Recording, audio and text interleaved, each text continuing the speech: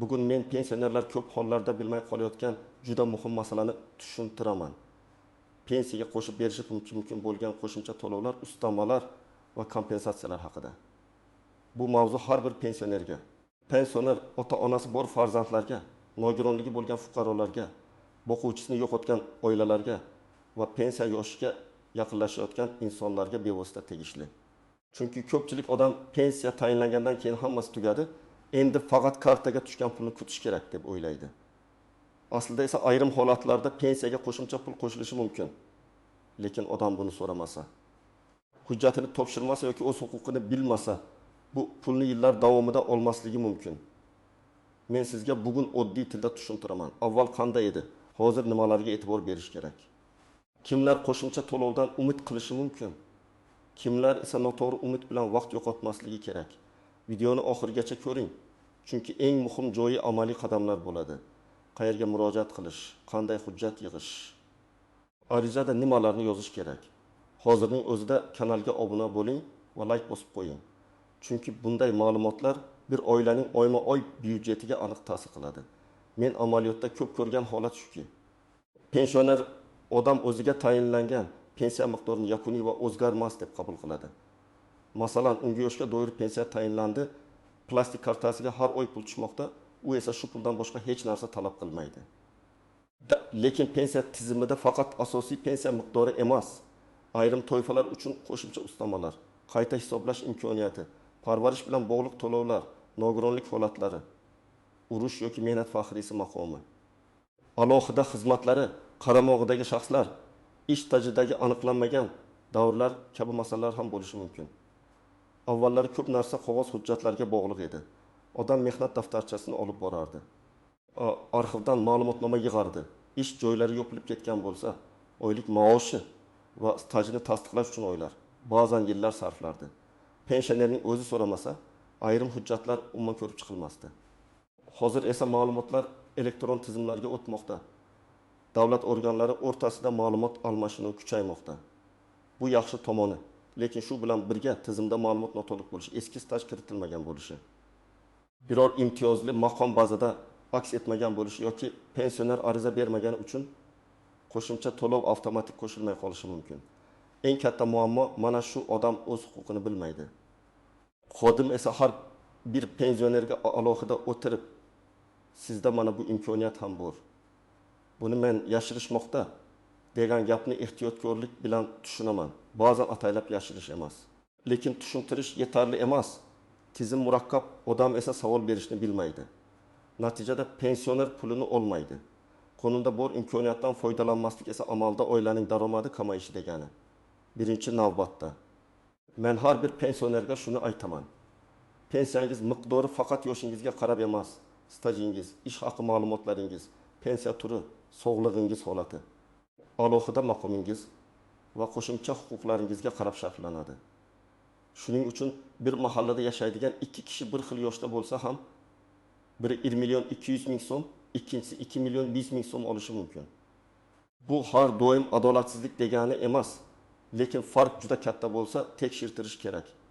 Masalan, birinchi holatni olaylik. Opa 6 yoshga to'lib pensiyaga chiqqan, unga 1 million 307 ming so'm pensiya tayinlangan. U 25 yil ishlaganman deydi. Lekin tekshirilganda elektron bazada faqat 7 yil staj ko'ringan bo'lishi mumkin. Nega? Chunki eski korxona yopilgan, mehnat daftarchasidagi ayrim yozuvlarda muhrni aniq. Ishga qabul qilingan va bo'shagan sanalar to'liq o'qilmagan. Agar OPA arxividan tasdiqlovchi ma'lumotnoma olsa yoki sud orqali mehnat stajini tasdiqlatsa, pensiya qayta hisoblanishi mumkin. Faraz qiling, qo'shimcha 2 yil staj tasdiqlandi. Bu oyiga 100 ming, 200 ming yoki undan ko'proq farq qilishi mumkin. Bir yilga hisoblasangiz, bu 1 million 200 mingdan 2 million 400 ming so'mgacha qo'shimcha daromad degani. Ikkinchi holat. Odam pensiyaga chiqqanidan keyin ham ishlashda davom etadi. Ko'pchilik men ishlab yuribman, baribir pensiyam o'zgarmaydi deb o'ylaydi.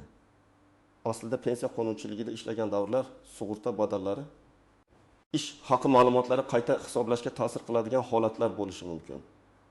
Bu avtomatik har oy bo'lavermaydi. Ko'pincha murojaat, ma'lumotlarni tekshirish va belgilangan tartib kerak bo'ladi. Masalan, aka 6-3 yoshda pensiyaga chiqqan, keyin yana 3 yil rasmiy ishlagan, ish haqidan tegishli ajratmalar qilingan. Agar u qayta hisoblash masalasini ko'tarmasa, pensiya eski ma'lumotlarda qolishi mumkin. Tekshirtirgandan keyin oyiga 1,2 ming so'm qo'shilsa ham bu pulni mayda deb bo'lmaydi. Chunki pensiya uchun to'g'ri kommunal to'lov yoki oziq-ovqat xarajatida bu seziladi. 3-holat nogironligi bo'lgan pensionerlar. Ba'zi pensionerlar yoshi bo'yicha pensiya oladi. Keyin sog'lig'i yomonlashadi. Tibbiy mehnat ekspertiza komissiyasi tomonidan nogironlik belgilanadi. Shunda odam menda allaqachon pensiya bor. Endi hech narsa o'zgarmaydi deb o'ylashi mumkin. Lekin nogironlik guruhi parvarish zarurati, qo'shimcha imtiyozlar yoki kompensatsiyalar masalasini tekshirish kerak. Ayniqsa birinchi guruh nogironligi bo'lgan, o'zi parvarish qila olmaydigan yoki doimiy yordamga muhtoj pensionerlarda alohida to'lovlar bo'lishi ehtimoli bor. Men bu yerda aniq miqdorni hamma uchun bir xil deb aytmayman. Chunki miqdor qonunchilikdagi bazaviy ko'rsatkichlar pensiya turi va shaxsiy holatga bog'liq. Lekin asosiy qoida aniq nogironlik belgilangan bo'lsa, pensiya jamg'armasiga borib, mening pensiyam va qo'shimcha to'lovlarim qayta ko'rib chiqiladimi deb yozma so'rash kerak. 4-holat boquvchisini yo'qotganlar. Masalan, oilada ota vafot etgan, uning qaramog'ida voyaga yetmagan farzandlar yoki mehnatga layoqatsiz oila a'zolari bo'lgan. Ba'zi oilalar faqat dafn puli yoki bir martalik yordam haqida biladi. Lekin boquvchisini yo'qotganlik pensiyasi ulushlar. Oila tarkibi o'zgarganda qayta hisoblash masalasini bilmaydi. Agar bir bola 18 yoshga to'lgan bo'lsa, lekin kunduzgi ta'limda o'qiyotgan bo'lsa, ayrim holatlarda huquq davom etishi mumkin. Bu joyda eng ko'p xato shuki, oila o'qish joyida ma'lumotnoma olib bormaydi yoki muddatida yangilamaydi. Natijada to'lov to'xtaydi. Keyin nega pul tushmay qoldi deb yuradi. Men doim aytaman, ta'lim nogironlik. Qaramog'ida bo'lish kabi holatlar hujjat bilan tasdiqlanmasa, tizim sizning og'zaki gapingizga qarab pul qo'shmaydi. 5-holat alohida xizmatlari faxriy unvoni orden medali. Zararli mehnat sharoiti yoki imtiyozli staji bo'lgan odamlar. Odam o'tdim yil oddiy ishda ishlaganmi yoki sog'liq uchun zararli sexda, yer osti ishlarida og'ir sharoitda ishlaganmi? Bu pensiya masalasida farq qilishi mumkin. Lekin eski davrdagi korxona hujjatlari yo'qolgan, lavozim nomi noto'g'ri yozilgan yoki mehnat daftarchasida imtiyozli sharoit ko'rsatilmagan bo'lsa, odam o'z haqqini isbotlay olmay qoladi. Masalan, kimdir men payvandchi bo'lganman deydi, lekin hujjatda ishchi deb umumiy yozilgan. Ana shunday holatda arxiv ma'lumotnomasi, buyruqlar nusxasi, shtat jadvali, ish haqi vedomoslari, lavozim yo'riqnomasi juda muhim bo'ladi. Kimlar ayniqsa xavotir olishi kerak? Men birinchi navbatda pensiyasi juda past bo'lgan, lekin uzoq yil ishlagan odamlarni aytaman. Ikkinchidan, mehnat daftarchasida eski yozuvlari ko'p korxonasi yopilib ketgan. Kolxoz, sovxoz, zavod, fabrika yoki tashkilotda ishlagan insonlar. 3-dan, pensiyaga chiqqandan keyin ham rasmiy ishlaganlar. 4-dan, nogironlik guruhi o'zgargan yoki yangi belgilangan pensionerlar. 5-dan, qaramog'ida voyaga yetmagan yoki mehnatga layoqatsiz shaxslar bo'lganlar. 6-dan, faxriy unvoni, ordeni, medali yoki imtiyozli ish staji borlar. Kimlar ortiqcha xavotir olmasligi mumkin? Agar sizning barcha stajingiz elektron bazada to'liq ko'rinayotgan bo'lsa, ish haqi ma'lumotlaringiz to'g'ri olingan bo'lsa, hech qanday alohida maqom nogironlik qaramog'ingizda mehnatga layoqatsiz shaxs yoki yangi hujjat bo'lmasa, pensiyangiz oxirgi hisob kitob bo'yicha to'g'ri bo'lishi mumkin. Lekin men baribir kamida bir marta yozma tarzda pensiya hisob kitobini so'rab olishni maslahat beraman. Chunki menimcha to'g'ri degan gap bilan rasmiy hisob kitobda mana bunday ko'rsatilgan degan gapning farqi katta. Endi eng muhim nozik tomonlarga o'tamiz. Birinchi noziklik, qo'shimcha to'lovlarning hammasi avtomatik qo'shilmaydi. Ba'zi ma'lumotlar davlat organlari o'rtasida avtomatik almashishi mumkin. Lekin amalda pensionerning shaxsiy hujjati, arizasi yoki tasdiqlovchi ma'lumotnomasi kerak bo'ladigan holatlar ko'p. Shuning uchun davlat o'zi biladi-ku deb kutib o'tirish to'g'ri emas. Davlat bazasida noto'g'ri yozuv turgan bo'lsa, tizim aynan shu noto'g'ri yozuv asosida hisoblaydi. Ikkinchi noziklik, og'zaki javobga ishonib qolmang. Men ko'p eshitganman, odam boradi. Derazada turgan xodim sizga hech narsa chiqmaydi deydi. Odam qaytib ketadi. Lekin keyin hujjatlar tekshirilsa, qo'shimcha staj borligi, maosh ma'lumoti noto'g'ri olingani yoki ustama huquqi bo'lgani aniqlanadi.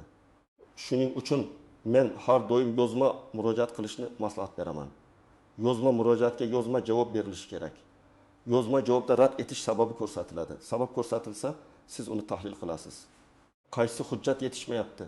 Qaysi norma asos bo'lgan? Qayerdan ma'lumot olish kerak? 3-noziklik muddat masalasi. Ayrim to'lovlar huquq paydo bo'lgan kundan, ayrimlari ariza berilgan kundan yoki hujjat topshirilgan kundan boshlab hisoblanishi mumkin. Bu juda muhim. Masalan, sizda 2007 yildan beri qo'shimcha huquq bo'lgan, lekin 2025 yilda ariza berdingiz. Har doim ham 3 yil uchun orqaga pulni to'liq olib berishmaydi. Qonunchilikdagi aniq tartibga qaraladi. Shu sababli men hech qachon keyin boraman demaslikni maslahat beraman. Bugun bilgan bo'lsangiz. Bugun hujjatlarni yig'ishni boshlang. 4-noziklik, pensiya turi o'zgarganda hammasi avtomatik foydali bo'lib qolmaydi. Masalan, odam yoshga doir pensiya olmoqda. Keyin nogironlik pensiyasiga o'tish yoki boshqa turdagi ta'minot masalasi chiqadi. Ba'zan bir turdan boshqasiga o'tish foydali, ba'zan foydasiz bo'lishi mumkin. Shuning uchun avval hisob-kitob so'rash kerak. Menga qaysi biri ko'proq chiqadi degan savolni yozma ravishda berish mumkin. Chunki pensioner uchun eng muhimi nomi emas, oyma-oy real tushadigan summa va qonuniy barqarorlikdir. 5-noziklik. Norasmiy ishlagan yillar pensiyaga odatda yordam bermaydi. Ko'pchilik men 10 yil bozorda ishlaganman, qurishda ishlaganman, bir odamning qo'lida ishlaganman deydi. Men buni insoniy tomondan tushunaman.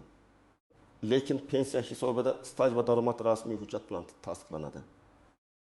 Agar mehnat shartnomasi bo'lmasa, soliq va sug'urta ajratmalari bo'lmasa, ish beruvchi buyruqlari bo'lmasa, buni pensiya stajiga qo'shish juda qiyin. Shuning uchun yoshlar ham bugundan saboq olish kerak. Rasmiy ish, rasmiy maosh. Rasmiy hujjat ertaga pensiya puliga aylanadi. 6-noziklik, qarindoshlar nomidan murojaat qilish. Ko'p pensionerlar yoshi katta kasal yo'lga chiqa olmaydi. Farzandi borib masalani hal qilmoqchi bo'ladi. Lekin idora har doim ham og'zaki men o'g'liman degan gap bilan ma'lumot bermaydi. Bunda ishonchnoma, shaxsni tasdiqlovchi hujjat, ayrim holatlarda vasiylik yoki vakillik hujjatlari kerak bo'lishi mumkin. Demak, ota-onangizning pensiyasini tekshirtirmoqchi bo'lsangiz, oldindan vakolat masalasini hal qiling. Aks holda eshikma-eshik yurib vaqt yo'qotasiz. 7-noziklik, bank kartasiga tushgan pulni tekshirish. Pensionerlar ko'pincha faqat pul tushdi yoki tushmadi deb qaraydi. Men esa har oy tushum tarixini ko'rib borishni maslahat beraman. Ba'zan indeksatsiya bo'ladi, ba'zan ushlab qolish bo'ladi. Ba'zan biror hujjat muddati tugagani uchun to'lov kamayadi. Agar oldin 20.800.000 so'm tushib, keyingi oy 20.500.000 so'm so'rash kerak. Keyingi oy to'g'rilanar deb o'tirsangiz, muammo cho'ziladi. 8-noziklik, hamma gapni ijtimoiy tarmoqdagi videoga qarab hal qilmang. Men ham sizga umumiy yo'l yo'riq beryapman, lekin har bir odamning ishi alohida. Kimningdir 35 yil staji bor, lekin maoshi past bo'lgan. Kimningdir 20 yil staji bor, lekin imtiyozli davri bor. Kimdir nogironlik guruhi bo'yicha qo'shimcha huquqqa ega, kimdir ega emas. Shuning uchun men aytayotgan eng to'g'ri yo'l. O'z hujjatingiz bo'yicha rasmiy hisob-kitob va rasmiy javob oling. Endi aniq qadamlarni aytaman. Birinchi qadam, o'zingizdagi barcha hujjatlarni bir joyga yig'ing. Pasport yoki ID karta, pensiya guvohnomasi, mehnat daftarchasi, diplom harbiy xizmatga oid hujjatlar, bolalarni parvarish qilgan davrga oid hujjatlar, nikoh yoki familiya o'zgargan bo'lsa, tasdiqlovchi hujjatlar, nogironlik ma'lumotnomasi, faxriy unvon, orden, medal hujjatlari, ish haqi to'g'risidagi arxiv ma'lumotnomalari, o'quvchisini yo'qotganlik holatida vafot etganlik guvohnomasi va qarindoshlik hujjatlarini tayyorlang. Ikkinchi qadam, tuman shahar pensiya jamg'armasi bo'limiga murojaat qiling. Yaqin hududingizdagi mas'ul bo'limga borib, pensiyam hisob-kitobini tekshirib berishingizni, qo'shimcha ustama va qayta hisoblash huquqlarim bor yo'qligini aniqlab berishingizni so'rayman deb ariza yozing. Arizani 2 nusxada tayyorlasangiz yaxshi. Bittasini topshirasiz, ikkinchisiga qabul qilingan sana va kirim raqamini qo'ydirasiz. Agar elektron murojaat imkoniyati bo'lsa, elektron tarzda ham yuborishingiz mumkin. Lekin murojaat raqamini saqlab qo'ying. 3-qadam, arizada savolni umumiy emas, aniq yozing. Masalan, mening pensiyam tayinlangan yilda qaysi ish staji davrlari hisobga olingan, qaysi davrlar hisobga olinmagan. ish haqi qaysi yillar bo'yicha olingan, pensiyaga qo'shimcha ustama yoki kompensatsiya belgilashga asos bor yo'qligini yozma ravishda tushuntirib berishingizni so'rayman deb yozish kerak. Agar nogironlik bo'lsa, nogironlik guruhim bo'yicha qo'shimcha to'lovlar va parvarish bilan bog'liq huquqlar tekshirilsin deb qo'shing. Agar faxriy unvon bo'lsa, ushbu unvonning pensiya ustamasiga ta'sir qilishi yoki qilmasligi haqida yozma javob bering deb ko'rsating. 4-qadam, javobni kutib oling va oddiy o'qib chiqmang, tahlil qiling. Javobda asos yo'q deyilsa, nima uchun asos yo'qligi yozilgan bo'lishi kerak? Masalan, falon davr staj sifatida qabul qilinmadi, chunki hujjat taqdim etilmagan deyilsa, siz arxivga borasiz. Lavozim imtiyozli ro'yxatga mos emas deyilsa, siz eski korxona hujjatlarini izlaysiz. Nogironlik ma'lumoti tizimda mavjud emas deyilsa, tibbiy ekspertiza hujjatini qayta taqdim etasiz. Har bir rad javobi keyingi qadamni ko'rsatib beradi. 5-qadam, arxiv bilan ishlang. Eski ish joyingiz yopilgan bo'lsa, tuman yoki viloyat arxiviga korxona hujjatlari topshirilgan tashkilotga murojaat qilasiz. Arxivdan ishga qabul qilingan va bo'shatilgan buyruqlar, ish haqi vedomotlari. Lavozim bo'yicha ma'lumot, ishlagan davrni tasdiqlovchi ma'lumotnoma so'rashingiz mumkin. Arxiv javobida bitta harf yoki sana xatosi bo'lsa ham, keyin pensiya organi buni qabul qilmasligi mumkin. Shuning uchun ma'lumotnomani olganingizda familiya, ism, otasining ismi, tug'ilgan sana, lavozim, ish davri va muhrni diqqat bilan tekshiring. 6-qadam. Agar og'zaki rad etilsa, bahslashib vaqt yo'qotmang. Yozma javob talab qiling. Men pensionerlarga doim shuni aytaman. Idorada baland ovoz foyda bermaydi, hujjat foyda beradi. Siz xotirjam, aniq va qonuniy yo'l bilan harakat qiling. Iltimos. Rad etish sababini yozma ravishda bering deyin. Yozma javob bo'lsa, uni yuqori tashkilotga, adliya organlariga yoki sudga olib borish mumkin. Og'zaki gapni esa isbotlash qiyin. 7-qadam. Pensioner ota-onangiz bo'lsa, ularni yolg'iz qoldirmang. Ko'p ota-onalar bolamni ovora qilmay deb yuradi. Lekin oyiga 200 ming so'm qo'shimcha chiqsa, bu yiliga 2 million 400 ming so'm degani. Bu dori-darmon, oziq-ovqat, kommunal to'lov uchun katta yordam. Farzandlar kamida bir marta ota-onasining pensiya hujjatlarini ko'rib chiqsin, mehnat daftarchasini tekshirsin, eski ishlagan joylarini so'rasin. Ota-onalar ba'zan qaysi yillarda qayerda ishlaganini unutgan bo'ladi. Lekin eski guvohnoma, surat, ma'lumotnoma yoki tanishlar orqali arxiv izini topish mumkin. 8-qadam. Barcha nusxalarni saqlang. Ariza nusxasi, javob xati, arxiv ma'lumotnomasi, tibbiy ma'lumotnoma qabul qilingan sana, murojaat raqami, bank tushumlari hammasini alohida papkaga joylang. Bugun kerak bo'lmasa, ertaga kerak bo'ladi. Ayniqsa pensioner oilalarda hujjat yo'qolishi juda ko'p uchraydi. Hujjat yo'qolsa, yana qayta yig'ish kerak. Bu esa vaqt, pul va asob degani. 9-qadam. Pensiya miqdori o'zgarganda sababini so'rang. Agar oshgan bo'lsa, qaysi asosda oshdi? Agar kamaygan bo'lsa, qaysi asosda kamaydi? Agar bir martalik qo'shimcha tushgan bo'lsa, bu doimiy ustamami yoki faqat qayta hisoblashdan chiqqan farqmi? Buni bilish kerak. Chunki odam bir oy ko'proq pul tushganini ko'rib, keyingi oy ham shunday bo'ladi deb reja qiladi. Keyin pul kamayib qolsa, qiynaladi. 10-qadam. Qonunchilik o'zgarishlarini kuzating. Pensiya miqdorlari, bazaviy ko'rsatkichlar, ustamalar va kompensatsiyalar vaqti bilan o'zgarishi mumkin. Shuning uchun eski ma'lumot bilan yashamang. Bir tanishingiz 2020 yilda rad javobi olgan bo'lsa, bu sizga 2025 yilda ham rad bo'ladi degani emas. Aksincha, siz 2025 yilda yangi tartib bo'yicha huquqqa ega bo'lishingiz mumkin. Shu bilan birga kimdir qo'shnim oldi, men ham olaman deb o'ylamang. Har bir ish alohida hujjat bilan hal bo'ladi. Bugungi gapning eng asosiy mazmuni shuki, pensioner kartasiga tushayotgan pulni taqdir deb qabul qilmaslik kerak. Pensiya hisob kitobi, qo'shimcha to'lovlar, ustamalar, nogironlik yoki parvarish bilan bog'liq huquqlar, staj va ish haqi ma'lumotlari tekshirilishi mumkin. Ba'zi odamlar haqiqatan ham qo'shimcha pul olishga haqli bo'ladi, lekin ariza bermagani, hujjat yig'magani yoki o'z huquqini bilmagani uchun yillar davomida bu puldan bebahra qoladi. Men sizga mutaxassis sifatida eng to'g'ri yo'lni aytdim. Hujjatlarni yig'ing, pensiya jamg'armasiga yozma murojaat qiling. Hisob kitobni so'rang, javobni tahlil qiling, kerak bo'lsa arxivdan ma'lumot oling va og'zaki gap bilan cheklanib qolmang. Ayniqsa pensiya past, staji uzun, eski korxonalarda ishlagan, nogironlik guruhi bor yoki qaramog'ida shaxslar bo'lgan pensionerlar bu masalani albatta tekshirtirsin. Izohlarda yozing. Siz yoki ota-onangiz pensiya qayta hisoblatib ko'rganmisiz? Qo'shimcha to'lov chiqqanmi yoki rad javobi berishganmi? Tajribangiz boshqalarga ham foyda bo'lishi mumkin. Videoga like bosing, kanalga obuna bo'ling va yaqinlaringizga yuboring.